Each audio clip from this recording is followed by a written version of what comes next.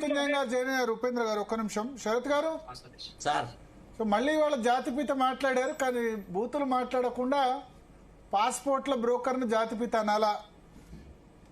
Sir మీకు నేను నిన్ననే చెప్పినాను, మీరు ఏమో అబ్జెక్షన్ చెప్పినారు. నేను నిన్న చెప్పినప్పుడు ఏమన్నాను, కుక్కతో ఒక వంకెర, ఇది గట్లనే ఉంటది. ఆయనే తన ఉపన్యాసం ఎక్కడ కూడా కేసీఆర్ రెఫరెన్స్ లేకుండా కంప్లీట్ చెయ్యలేడు, ఆయనకు చెప్పుకోవడానికి ఏది లేదు కాబట్టి ప్రతిసారి కేసీఆర్ మీద పడతాడు అని మీకు ఆల్రెడీ చెప్పినాను.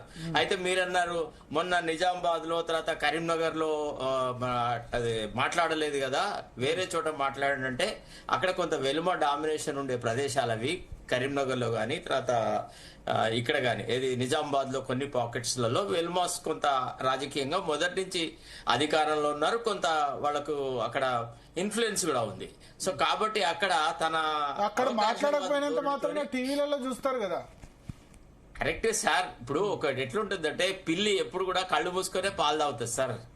మీరు రేవంత్ రెడ్డిలో పెద్ద గొప్ప పరాక్రమవంతుడు, పెద్ద ధీశాలి లేదా అడ్మినిస్ట్రేటర్ ఇట్లాంటి ఏది ఊహించడానికి వీల్లేదు సార్. రేవంత్ రెడ్డి ఒక ర్యాంక్ ఆపర్చునిస్ట్, ఒక ఫ్లూక్ లో ఒక ముఖ్యమంత్రి అయినాడు. అయితే తనకు వచ్చినటువంటి ఆ విలువైన అవకాశాన్ని వాడుకొని ప్రజలకు సేవ చేసేసి వాళ్ళ హృదయాల్లో కొంత జాగా సంపాదించుకుంటారంటే అట్లా లేదు. అంటే మనకి మీరు కూడా జర్నలిజం స్టూడెంటే కాబట్టి మనకు చెప్పే మొట్టమొదటి లెసన్ ఏంది, ఎవడు ఎక్కువ నీతి సూత్రాలు మాట్లాడితే వాణ్ణి అనుమానించు అని చెప్తారు జర్నలిజంలో. Because that fellow should be followed so much, because that fellow takes the umbrage under great words only to cheat the people. ఇప్పుడు ఎవరైతే ప్రజలను మోసపుచ్చాలో వాడికి పెద్ద పెద్ద మాటలు మాట్లాడాల్సిన అవసరం ఉంటది. సామాన్యంగా జీవనం గడిపే ఏ వ్యక్తి కూడా రోజు బుద్ధుడి గురించి, గాంధీ గురించి, అహింసావాదం గురించి, తర్వాత ప్రజాసేవ గురించి ఇట్లాంటి విషయాలు ఇట్లా మాట్లాడుతున్నాడు అన్నప్పుడు తాను బాహ్యంగా కనపడే వ్యక్తిత్వానికి తన అంతరంగానికి మధ్య చాలా వ్యత్యాసం ఉన్న వ్యక్తి. తర్వాత హీఈస్ రీలింగ్ అండర్ ఫ్రస్ట్రేషన్. ఒక రకంగా ఏంటంటే రేవంత్ రెడ్డి చాలా అసంతృప్తితో ఉన్నాడు. ఎందుకంటే ఆయనకు వస్తున్న రిపోర్ట్స్ ఏంది అంటే మున్సిపల్ ఏరియాస్ లో కూడా కాంగ్రెస్ కు వ్యతిరేక పవనాలు ఉన్నాయి, ప్రజలు చాలా అసంతృప్తితో ఉన్నారు. ఒక రకంగా అంటే బీఆర్ఎస్ వాళ్ళు most uselessly they are not prepared to cash on the discontent of the people. ప్రజల దగ్గర ఉన్నటువంటి అసంతృప్తిని వాడుకొని వాళ్ళు బెనిఫిట్ అయ్యే స్థాయిలో వాళ్ళు ఎదగలేదు. వాళ్ళు మళ్ళా గదే నలుగురు ముగ్గురుతోని పెద్ద షో చేస్తా ఉన్నాడు. అయితే కేటీఆర్, హరీష్ రావు తర్వాత వీళ్ళే ఈ షో చేస్తా ఉన్నారు తప్ప ఇప్పుడు కాంగ్రెస్ పట్ల ఉన్నటువంటి ఈ అసంతృప్తిని వాడుకొని ఒక రకంగా మళ్ళీ ఒక శక్తిగా ఎదగాలన్నప్పుడు వాళ్ళు కొంత రీకాస్ట్ చేయాలి వాళ్ళ మోడల్ని, వాళ్ళ పద్ధతులను, వీటిని. తర్వాత ఇంకోటి ఏంటంటే మళ్ళా వాళ్ళే ఎదురయ్యేటప్పటికి ప్రజలు కూడా కన్ఫ్యూజన్ లో ఉన్నారు. ఇదేంది వీడు కాదంటే వాడు పెనం మించి పొయ్యిలోంచి మళ్ళా పెనం మీదకి దుంకడమా అనేటువంటి ఒక సందిగ్ధమైనటువంటి పరిస్థితి ఏర్పడుతుంది. దాన్ని అట్లా కాకుండా కొంత మార్చుకోవాలి. తర్వాత రెండోది, ఇవాళ మనం కాంగ్రెస్ అభ్యర్థులందరూ ఎవరండి? నిన్న మొన్నటి వరకు బీఆర్ఎస్ లో ఉన్న అభ్యర్థులే కాంగ్రెస్ లోకి మైగ్రేట్ అయినారు. మైగ్రేట్ అయ్యి మళ్ళా గుత్తేదారులు, కాంట్రాక్టర్లు, అరకు బిజినెస్ చేసే వాళ్లే వచ్చి ఇవాళ మున్సిపల్ ఏరియాలలో కూడా మన కాంగ్రెస్ టికెట్లు కొనుక్కున్నారు. It is literally not allotment, Congress టికెట్లు కొనుక్కున్నారు. మనకు జీవన్ రెడ్డి గారు అసలు వాస్తవ విషయాన్ని ఈనాడు కాంగ్రెస్ లో ఎంత దారుణాలు జరుగుతున్నాయో కళ్లకు కట్టినట్టుగా చెప్తున్నాడు. ఇప్పుడు జీవన్ రెడ్డి గారి నిజాయితీ విషయంలో గాని, వారి కమిట్మెంట్ పార్టీ గాని ఎవరు శంకించడానికి వీల్లేదు.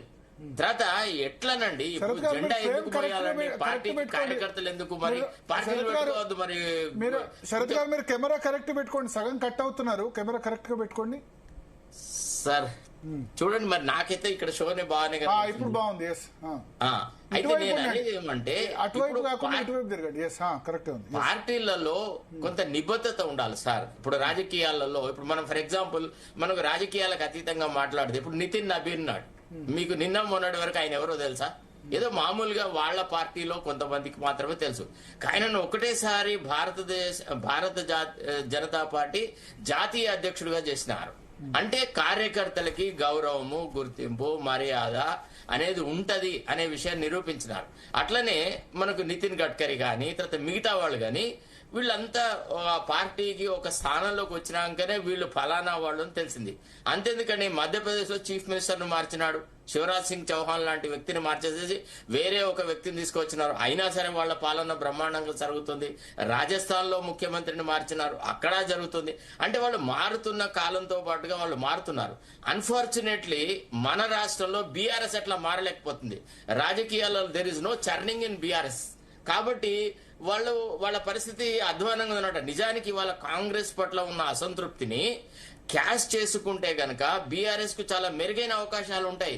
అట్లా చేయలేదు. వీళ్ళన్నా కనీసం కార్యకర్తలకు ఎవరికైనా టికెట్లు ఇస్తారా అంటే బీఆర్ఎస్ లో కూడా డైరెక్ట్ ఇప్పుడు మా నియోజకవర్గంలో, చెన్నూరు నియోజకవర్గంలో నాకు ఈరోజు ఒక బీఆర్ఎస్ టికెట్ ఆశించిన ఒక వ్యక్తి ఫోన్ చేసి డైరెక్ట్ గా నన్ను బాల్కసుమన్ అన్నాడంట, ఏమని నీకు ఆర్థికంగా పరిస్థితి బాగాలేదు, నువ్వు డబ్బులు ఖర్చు పెట్టుకోలేవు, నువ్వు ఎంత చదువుకుంటే మాత్రం ఏం లాభం, నీ చదువును చూసి ఎవడో ఓటు వేస్తాడు, మాకు ఇవాళ ఓట్లకు కావాల్సింది మనం ప్రతిపక్షంలో ఉన్నాం కాబట్టి కాంగ్రెస్ వాళ్ళు 500 ఖర్చు పెడితే కనీసం మనకు 300 ఖర్చు పెట్టేటోడని ఒకటి కావాలా, లేకపోతే నేనేం చేయాలి, ఎంతమంది కానీ మేము పెడతాం, నువ్వు సరిపడవు అని చెప్పేసి మంచి అభ్యర్థులందరినీ పక్కకు పెట్టేసేసి ఓట్లు కొనుక్కునే వాడికే టికెట్లు ఇచ్చినారట.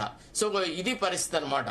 మీరు ఆశ్చర్యపోతే పోతారేమో కానీ నేను మాత్రం having seen politicians right from doctor Chenna Reddy onwards, I'm never surprised by the attitude of a political opportunist. నా దృష్టిలో రేవంత్ రెడ్డి ఒక రాజకీయ పచ్చి అవకాశవాది. అతనికి తనకు అన్నది ఏది లేదు, తన పర్ఫార్మెన్స్ గురించి చెప్పుకునేది ఏది లేదు. కాబట్టి ప్రతిపక్షాలను దునుమాడమే ఒక రాజకీయ పంథాగా ఆయన వ్యవహారం చేస్తారు. సరే సార్, ఒక మాట మీరు అడ్వకేట్ కాబట్టి నేను గుర్తు చేయాల్సి వస్తుంది. ఇవాళ ఏంటి తగలబడిపోయి అక్కడ సంబంధించిన ఓటుకు నోటు సంబంధించిన అన్ని కూడా ఎవిడెన్స్ అన్ని కూడా కాలిపోయినాయి అని చెప్పి నేను బయట ఉన్నాను, ఇన్ఛార్జిగా బయట తిరుగుతున్నా. మహబూబ్ నగర్ జిల్లా ఇది మక్తలు ఆత్మకూరు ఏరియాలో ఉన్న సోషల్ మీడియా ద్వారా చూసింది ఏంటంటే అదేదో తగలబడి ఆ విట్నెస్ లేదో ఆ ఎవిడెన్స్ డాక్యుమెంట్ కంప్యూటర్లు అవన్నీ పోయినట్టు సార్, నిజమేనా? ఇదంతా ఎవిడెన్స్ ఓటుకు నోటు సైన్స్ ల్యాబొరేటరీలో అగ్ని ప్రమాదం జరిగిందన్నారు. సరే, అది వేరే టాపిక్ లేండి. ఇప్పుడు సరే జరుగుతాయి సార్, ఇట్లాంటివన్నీ చాలా జరిగినాయి గతంలో కూడా, ఇప్పుడు కూడా జరుగుతాయి. అసలు అంటే టీఆర్ఎస్ ప్రభుత్వం పోయి కాంగ్రెస్ ప్రభుత్వం వచ్చే రోజున కూడా సెక్రటరియట్ లో ఒక ఫైర్ యాక్సిడెంట్ అయింది. ఇవన్నీ రొటీన్ గా ఇవి జరిగేటువంటి విషయాలు. ఇప్పుడు ముఖ్యమంత్రికి అనుకూలమైన వాతావరణం సృష్టించుకోవాలన్నప్పుడు ఓటుకు నోటు కేసును డైల్యూట్ చేసుకుంటాడు. కాకపోతే కోర్టులు ఉన్నాయి కదా, కోర్టు రికార్డు ఒకటి ఉంటుంది కదా, వీళ్ళ దగ్గర ఎంత రికార్డు పోయినా కోర్టు రికార్డ్ అయితే ఉంది కదా, అందులో ఆల్రెడీ ఛార్జ్ షీట్ ఫైల్ అయ్యి అంతా అదొక స్టేజ్ లో ఉంది. కాబట్టి దాని గురించి మనం వరి కావాల్సిన అవసరం లేదు. దానికి మనం రాజకీయమైన కారణాలు కూడా ఆపాదించడం. ఎందుకంటే దాని మీద కేసు బుక్ అవుతుంది, ఇన్వెస్టిగేషన్ జరుగుతుంది, ఏ రికార్డులు ధ్వంసమైనవి, ఏ రికార్డులు కాలేదనే తేలే వరకు దాని గురించి we should not jump to a conclusion. Katkam Mrutyunjayam garu, నమస్కారం.